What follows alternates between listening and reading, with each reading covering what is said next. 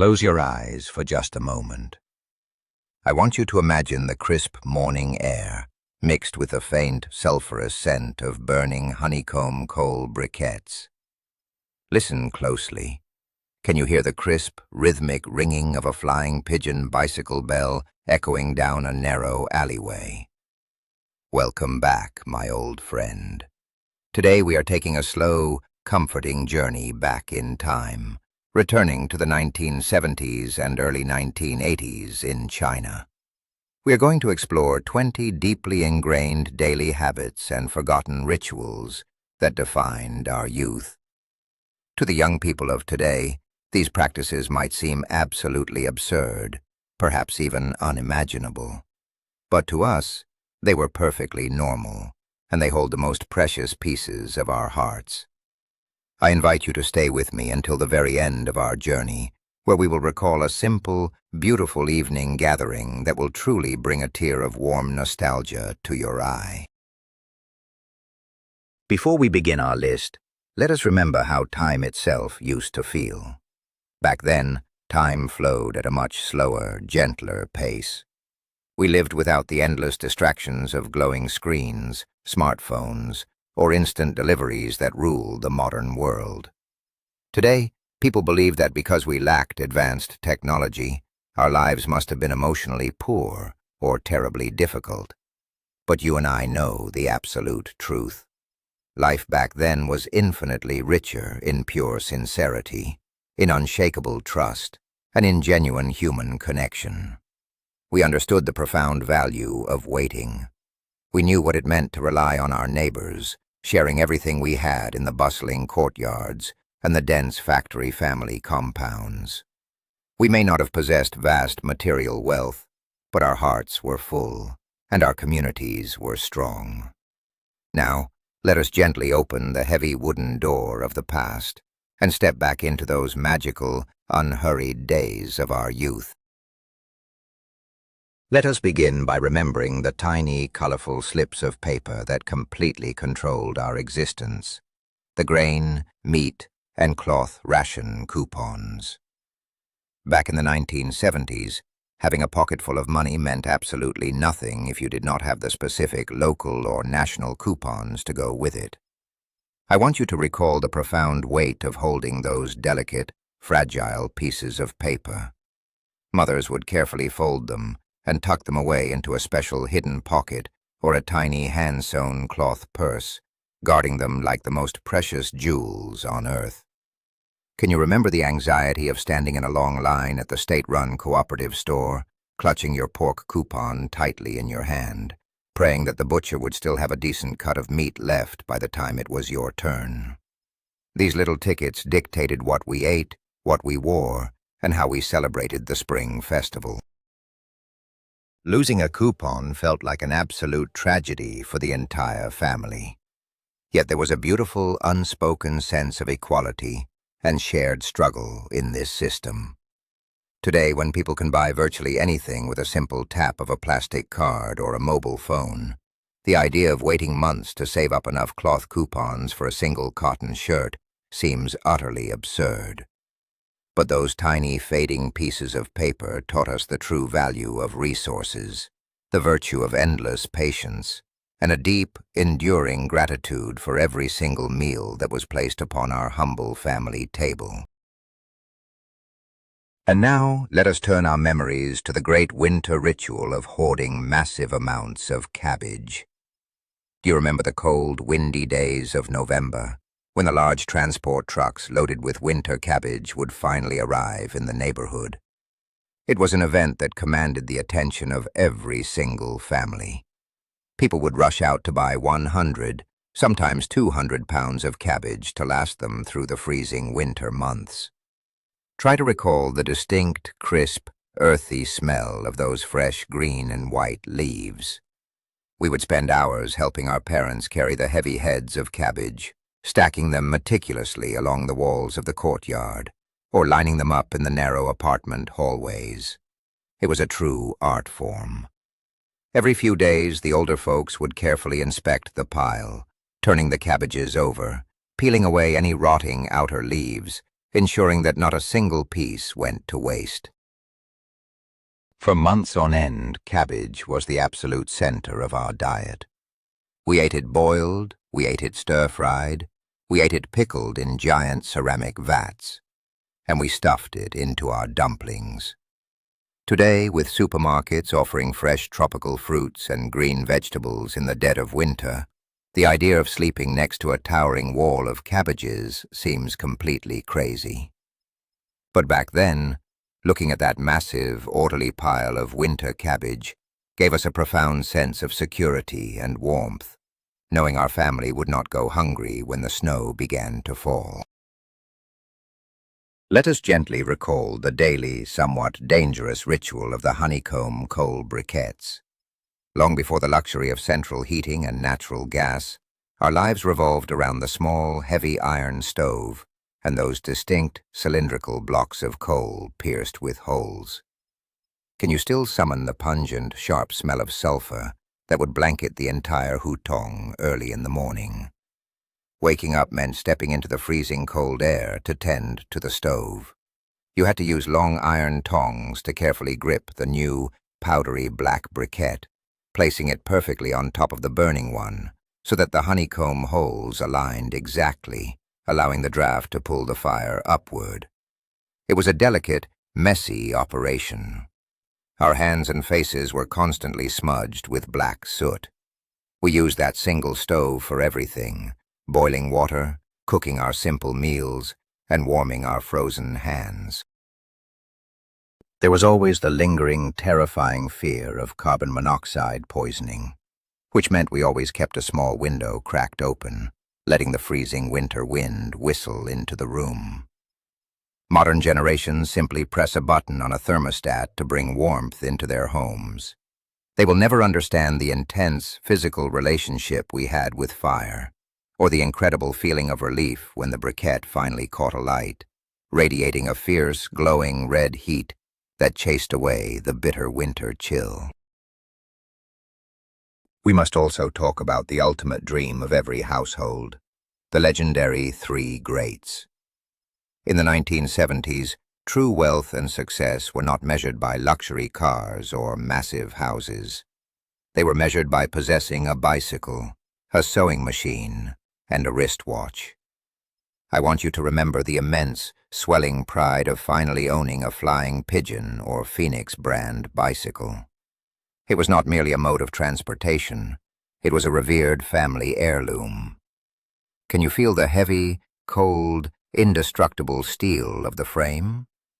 Fathers would spend their entire Sunday afternoon lovingly polishing the chrome handlebars and oiling the heavy chain until it gleamed perfectly in the afternoon sun. We would ride on the front bar as young children, feeling the wind in our hair while our fathers pedaled steadily. To save up the money, and more importantly, to acquire the incredibly rare industrial coupon required to buy one of these items, took years of immense sacrifice. When a family finally brought home a shining new sewing machine or a mechanical watch, the entire neighborhood would come over just to admire it. Today, people discard electronics after a year, but those 3 greats were built to last multiple lifetimes. They represented our hard work, our upward mobility, and the very foundation of a respectable, stable family life. Do you remember the beautifully decorated thermos flasks that were an absolute necessity in every single home? Before electric kettles sat on every kitchen counter, we relied entirely on those large glass vacuum flasks encased in vibrantly painted tin, or sometimes wrapped in intricately woven bamboo. The daily chore of fetching boiling water was a deeply ingrained habit. I can still hear the loud, hissing sound of the community boiler room, where the air was thick with white steam and the smell of hot metal. We would line up with our empty flasks, chatting amiably with neighbors, waiting to pull the heavy wooden lever that released the scalding water. Carrying 2 full, incredibly heavy thermos flasks back home required careful balance and a steady hand. Try to remember the satisfying, muffled pop of the cork stopper being pushed out by the trapped steam when you opened it. that hot water was the cure for absolutely everything. A cold winter evening was always comforted by pouring steaming water from that floral-patterned tin flask into an enamel mug, watching a few dark tea leaves slowly unfurl and sink to the bottom. It was a ritual of pure comfort. Today, instant hot water is taken for granted, but back then, that humble bamboo-cased thermos was the glowing, warm heart of our daily hydration and hospitality. Let us cast our minds back to the streets filled with a vast, beautiful ocean of blue, gray, and army green. Fashion in the 1970s was not about standing out or displaying personal extravagance. It was about absolute unity and durability. Try to recall the rough, sturdy texture of those thick cotton tunics. To own an authentic army green jacket or a pair of green military trousers was the absolute pinnacle of style for any young person. We wore those clothes with an intense, burning pride. The garments were remarkably heavy, stiff, and built to withstand years of hard labor and harsh weather. There was no such thing as fast fashion or constantly changing seasonal trends. We found beauty in the subtle uniformity, in the slight, almost invisible variations of how a collar was cut or how a pocket was stitched. Walking down a busy street, hearing the collective rustle of identical thick cotton fabrics, created a profound visual symphony of a society moving together as one. When young people today see photographs of us, they often think we must have felt oppressed by the lack of colorful clothing. But they do not realize the deep comfort and profound sense of belonging that came from dressing exactly like your brothers, your sisters, and your comrades. We were united not just in purpose, but in the very threads we wore upon our backs. Speaking of clothing, we simply cannot forget the absolute necessity of mending what was broken. There was a very famous, deeply respected saying back then, 3 years new, 3 years old, sew and mend for another 3 years. Think back to the quiet, peaceful evenings. I can still clearly see my mother sitting patiently under the incredibly dim, yellow glow of a bare, incandescent light bulb. I can hear the soft, rhythmic sound of her heavy metal scissors cutting through scrap fabric, and the tiny scrape of the needle pulling heavy cotton thread through a worn-out knee or a frayed elbow. Our clothes were a patchwork map of our active lives. Wearing garments with multiple distinct patches was perfectly normal. In fact, it was a proud badge of a frugal and righteous lifestyle. We respected our materials with a reverence that borders on the sacred. We saved every single button, every zipper, and every tiny scrap of usable cloth in an old biscuit tin. Today, throwing away a perfectly good shirt just because it has a tiny hole or a missing button has become completely normal. But to our generation, such behavior would have been considered an unthinkable sin. That simple act of mending taught us that things are worth fixing, that endurance is a virtue, and that a mother's quiet labor under a dim light is the truest expression of boundless love. Let us turn our ears to the booming, crackling sounds of the morning broadcast exercises. No matter where you lived, whether in a sprawling factory compound, a rural village, or a busy city schoolyard, your morning began with the massive iron loudspeakers mounted high up on wooden utility poles. I want you to remember the sharp burst of static, followed by the grand, sweeping instrumental music, and then that strong, commanding voice counting out the rhythm. 1, 2, 3, 4, 2, 2, 3, 4. Hundreds, sometimes thousands of people would pour out of their dormitories and workshops, lining up in perfectly straight rows in the open courtyard. The air was crisp, the breath visible in the morning cold. Together we performed the exact same stretches, bending our knees and raising our arms in absolute, breathtaking unison. It was not merely about physical health, it was a daily baptism of collective energy, and shared purpose. You could feel the immense buzzing power of the community, moving as a single, coordinated organism. Today, people put on headphones and run alone on treadmills in silent, isolated gymnasiums, completely disconnected from those around them. They will never know the magnificent, electrifying feeling of breathing, moving, and waking up alongside hundreds of your peers beneath the vast, open morning sky. Now let us fondly remember a tiny object that held the weight of a nation's absolute devotion: the shining Chairman Mao badge. For an entire generation, this was not a mere accessory. It was a profound symbol of our deepest beliefs and our identity. Can you remember the sharp, metallic click of the safety pin piercing through the thick cotton of your jacket? The badges came in an astonishing variety of sizes and materials. Some were small and made of lightweight aluminum, while others were incredibly large and crafted from heavy, smooth porcelain, featuring beautiful red enamel that caught the sunlight brilliantly. Many of us had treasured collections, carefully pinned to a piece of velvet cloth kept safely in a drawer. We would gather with our friends, trading them, admiring the rare designs brought back from distant cities by traveling relatives. Wearing the largest, brightest badge right over your heart was a public declaration of loyalty and youthful fervor. The sheer passion we poured into collecting and polishing these small metal profiles is something that modern consumer culture can never replicate. Today, people buy branded logos to show off their wealth, but our badges were a pure, untainted language of shared ideology and pride that completely defined the spirit of our unforgettable youth. We must also reflect on how we created our homes. Back then, you could not simply drive to a massive, brightly lit furniture store and buy a ready-made, flat-packed wooden bed. Preparing for marriage meant embarking on the immense task of making your own furniture. I want you to remember the rich, earthy smell of fresh sawdust and strong animal glue that would fill the courtyard for weeks. A young couple would have to spend months gathering rationed timber, plank by plank. Then they would either beg a skilled friend or hire a local master carpenter to come to their home.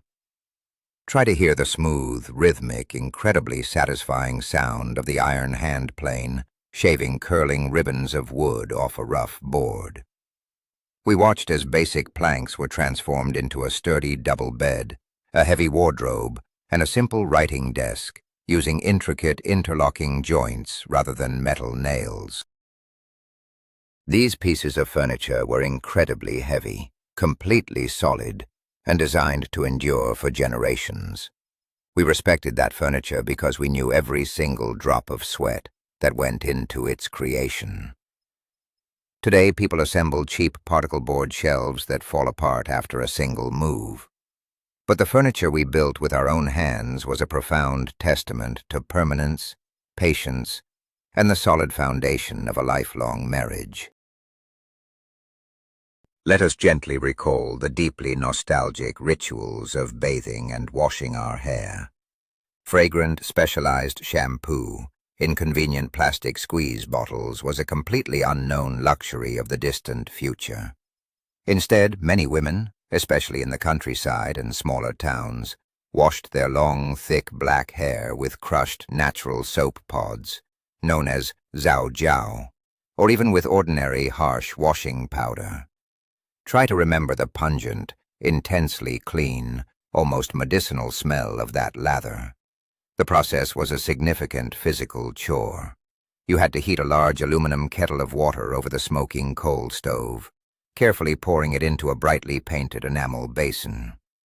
We would bend over the steaming basin, vigorously scrubbing our scalps, our eyes stinging from the strong, basic soap. And yet the results were miraculous. Rinsed with cool water, the hair was left remarkably thick, shiny, and strong. I can still picture young women standing in the courtyard, wringing out their long, wet hair, letting it air dry naturally in the warm, gentle afternoon breeze. It was a pure, unpretentious form of beauty. Today, bathroom shelves are crowded with dozens of expensive chemical products. But those simple, harsh soap pods gave us a natural, radiant cleanliness that tied us directly to the earth and our mother's traditions. And oh, the pure, unadulterated magic of the open-air movies. Long before multiplex cinemas and streaming services, a film screening was the absolute highlight of the month. I want you to remember the immense excitement that would ripple through the village or the factory compound when word spread that the projectionist had arrived. We would grab our small, homemade wooden stools and run as fast as our legs could carry us to the dusty threshing floor or the large concrete square, desperate to claim a good viewing spot right up front. As the sun set, you could hear the loud, sputtering hum of the diesel generator powering up. Then came the breathtaking moment when the brilliant white beam of the projector cut through the dark night sky, illuminating millions of dancing dust motes before hitting the large white canvas screen tied between two trees. Sometimes, if the square was too crowded, we would happily sit on the reverse side of the screen, watching our favorite heroes fight and speak completely backwards. We did not care in the slightest. The atmosphere was electric with shared gasps, laughter, and wide-eyed wonder. It was not just about consuming entertainment. It was a profound, deeply communal celebration under the glowing stars, a magical event that brought an entire community together as one. Let us remember the rare, monumental occasion of visiting the state-run photo studio. In our youth, photography was not an everyday occurrence. It was a serious, deeply respected event reserved for weddings, military enrollments, or the most significant family milestones. Try to recall the distinct, sharp, chemical smell of the developing fluid that hit you the moment you walked through the studio's glass doors. You would wear your absolute best tunic, ironed to perfection with a heavy, coal-filled iron. The photographer, usually a stern, older man, would direct you to sit on a rigid wooden chair beneath towering, incredibly hot studio lights. I can still hear his voice telling us to sit perfectly still, not daring to blink. Then came the loud click and the bright, blinding explosion of the flashbulb. The final product was not instantaneous. We had to wait for days, clutching a small paper receipt, before returning to collect a tiny, precious black-and-white photograph, sometimes painstakingly hand-tinted with delicate pinks on the cheeks. We kept these photographs wrapped in paper, storing them safely in albums or pressing them under the glass of our writing desks. Today, people take thousands of digital photos a day and delete them without a second thought. But that single, solemn photograph from the state studio captured our youth, our dignity, and a moment in time we cherished forever. We must also reflect on the omnipresent, all-encompassing embrace of the work unit, the Danwei. Your factory, your hospital, or your government office was not merely a place you went to earn a wage. It was the absolute center of your entire universe. I want you to remember the immense feeling of security that came from living inside the high brick walls of the unit compound. The Danwei provided everything. It assigned you a small apartment. It distributed your monthly ration coupons. It approved your request to marry. And it even ran the nursery and the school where your children learned to read. We lived right next door to the people we worked with, creating incredibly tight, unbreakable bonds. You knew everyone's joys, their sorrows, and what they were cooking for dinner. If a family was struggling, the entire unit stepped in to help. The leaders of the unit were like strict but caring parents. Today, people commute long hours to sterile office buildings, barely knowing the names of the people sitting in the next cubicle, and then return to lonely apartments. They enjoy greater freedom, but they have completely lost that profound, cradle-to-grave security and the deep communal warmth of the Danwei, where you were never, ever truly alone. Let us take a slow journey on the iconic green-painted slow trains that crisscrossed our vast country.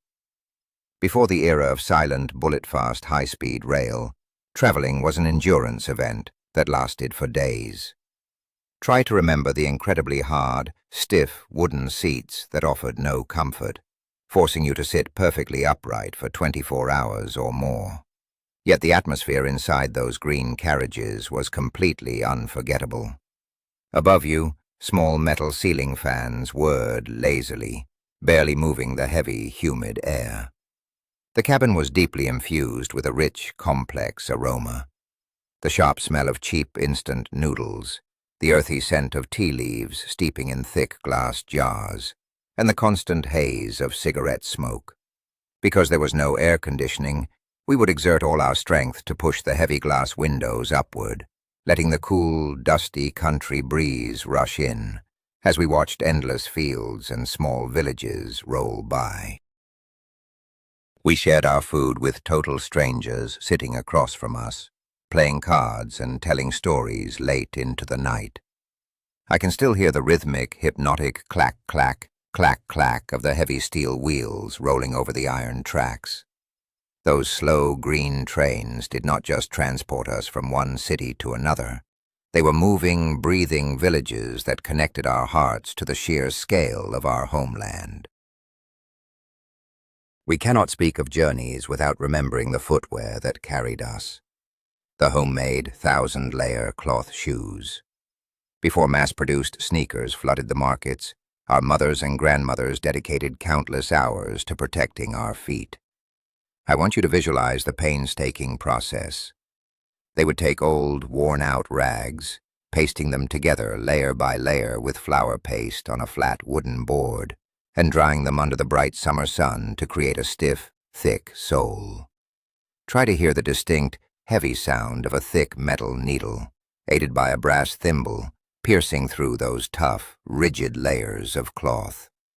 It required immense physical hand strength. Our mothers would sit by the doorway, stitching late into the evening, their fingers calloused and sore, putting the strong hemp thread tight.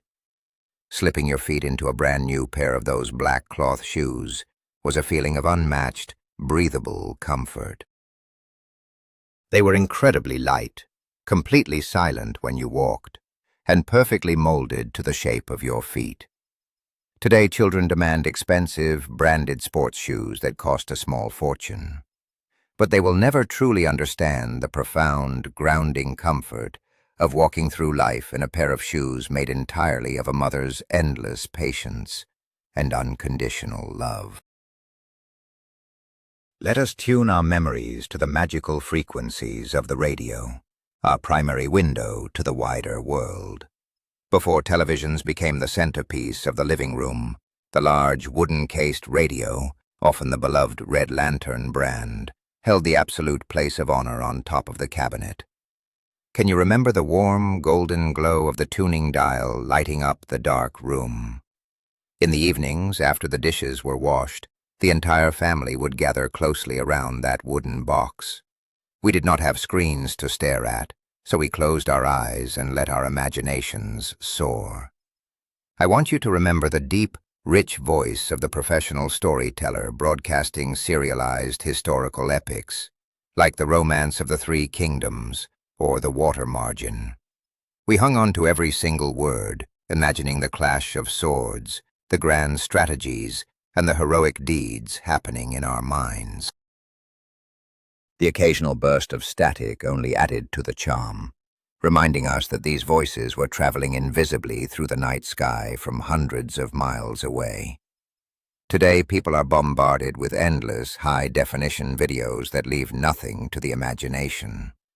But our minds were painted with the most vivid, beautiful colors, entirely crafted by the captivating, crackling magic of the evening radio broadcast.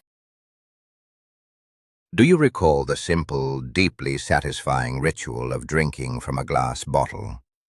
Whether it was fresh, creamy milk delivered at dawn, or a sweet, bright orange soda bought as a rare treat on a blazing hot summer afternoon, The vessel mattered just as much as the drink. I want you to remember the heavy, reassuring weight of that thick glass in your hand. When you bought a soda at the small corner kiosk, you could not simply walk away with the bottle unless you paid a very large, prohibitive deposit. So you stood right there next to the wooden counter, tipping your head back and drinking the sweet, fizzy liquid as quickly as possible. Can you hear the satisfying, musical clink as you handed the empty bottle back to the shopkeeper, who would drop it into a wooden crate divided into square compartments? Every single bottle was carefully washed, sterilized, and reused hundreds of times. It was an absolutely perfect, closed-loop system of zero waste that we practiced naturally, long before the modern world started worrying about plastic pollution. Today, drinking from a flimsy, disposable plastic bottle feels so incredibly cheap and empty compared to the solid, icy touch of that heavy glass and the honest transaction at the neighborhood kiosk. Let us remember the heavy wooden anchor of the household, the traditional camphor wood trunk. Almost every family possessed one of these large, beautifully carved chests, often given to a young woman as the most important part of her wedding dowry. I want you to try and remember the exact moment you lifted that heavy, solid wooden lid. Instantly, you were greeted by the incredibly distinct, spicy, and wonderfully sweet fragrance of the natural camphor wood. That beautiful smell was not just for pleasure. It naturally repelled insects and protected our most precious belongings from the dampness. The trunk was a sacred space. Inside, mothers meticulously folded away heavy, pure wool blankets, delicate silk quilts, colorful padded winter jackets, and the most important family documents. Opening the trunk was a rare event, usually happening when the seasons changed, bringing out the winter clothes to air in the autumn sun. It was like opening a vault of family history and hard research. Today, people shove cheap synthetic clothes into flimsy cardboard boxes or plastic bins that hold absolutely no emotional weight. But that camphor wood trunk was a sturdy, fragrant monument to a family's heritage, carrying the warmth and security of our homes from one generation to the next. And finally, let us gently recall the most touching, intimate ritual of all: sharing the very first television set in the neighborhood. Before every room had a screen, acquiring a tiny 9-inch black-and-white television was an event that altered the entire social fabric of a hutong or an apartment block. I want you to remember the profound excitement of those evenings. The family lucky enough to own the television would leave their front door wide open. After dinner, the entire neighborhood would squeeze into their small living room, bringing their own wooden stools, folding chairs, and handfuls of roasted sunflower seeds. Can you see the fuzzy, rolling picture? And the father constantly standing up to adjust the two metal rabbit ear antennas, trying to catch a clear signal. We watched simple news broadcasts or the very first grainy soap operas. But the truth is, the show itself did not matter at all. What mattered was the incredible feeling of sitting shoulder to shoulder with your neighbors, laughing together, sighing together, and sharing the sheer miracle of moving pictures in the dark. It was a beautiful, crowded, noisy communion of souls. Today, a family can sit in the same house, staring at 5 different screens in complete silence, utterly isolated from one another.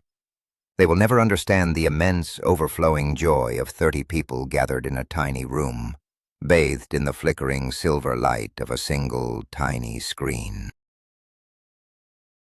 As we close this heavy, fragrant, wooden trunk of memories, we realize a profound truth.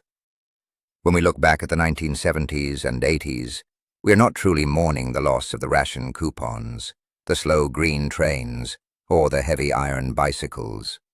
What we ache for, what brings that gentle tear to our eye, is the fading echo of our own youth. We miss the extraordinary closeness of our neighbors, the immense, unbreakable trust we shared, and the slow, deliberate pace of a life where every single object and every moment was deeply valued. We may have lived with less, but my friends, we truly lived with so much more heart. Thank you for walking down this beautiful, dusty road of memories with me today. If this journey warmed your spirit, please consider subscribing to our channel and leaving a like to support these historical reflections. Now, I want to ask you, which of these 20 habits do you miss the absolute most? Or perhaps you have a favorite, specific childhood memory from that era that you hold dear. Please, take a moment to share your personal story in the comments below. I promise to read them, and I cannot wait to remember with you.